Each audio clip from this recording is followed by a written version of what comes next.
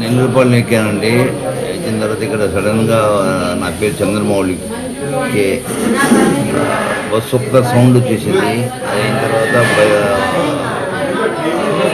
Divider ఎక్కేసి అవతల గుద్దినట్టు అనిపించింది, గుద్దేసినట్టు, లారీ గుద్దినట్టు సేఫ్ అయినా, లేకపోతే ఎక్కడ పడిపోయేవాళ్ళం. అక్కడి నుంచి ఆ కథలో నిద్రలో లేచేసరికి అంతా లోపలని అన్నీ వదిలేసారు.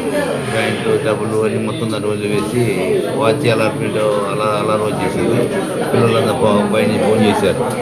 ఇక్కడ దూకడం ఈ లోపల క్లీనర్ వచ్చాడండి. క్లీనర్ రావడంతో క్లీనర్ బొమ్మలతో బతికించాడు. మన సౌండ్తో కొట్టి గ్లాస్ బొమ్మలు కొట్టేసి ఎగ్జిట్ ఓపెన్ చేశాడు.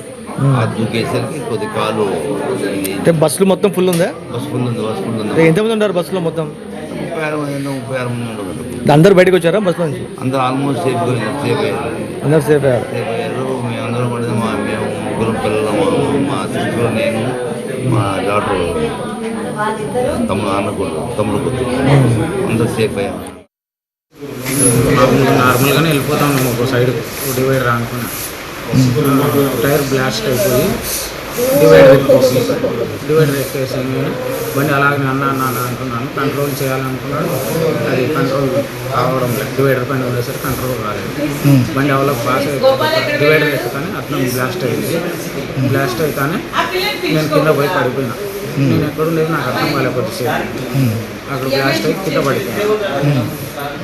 మళ్ళీ తర్వాత వచ్చి అందరికి ఎమర్జెన్సీ కాడికి వచ్చి టప్ప అందరినీ కొట్టేసి లాక్ ఓపెన్ చేయని చెప్పి ఒక ప్యాసింజర్ లాక్ ఓపెన్ చేసినాడు.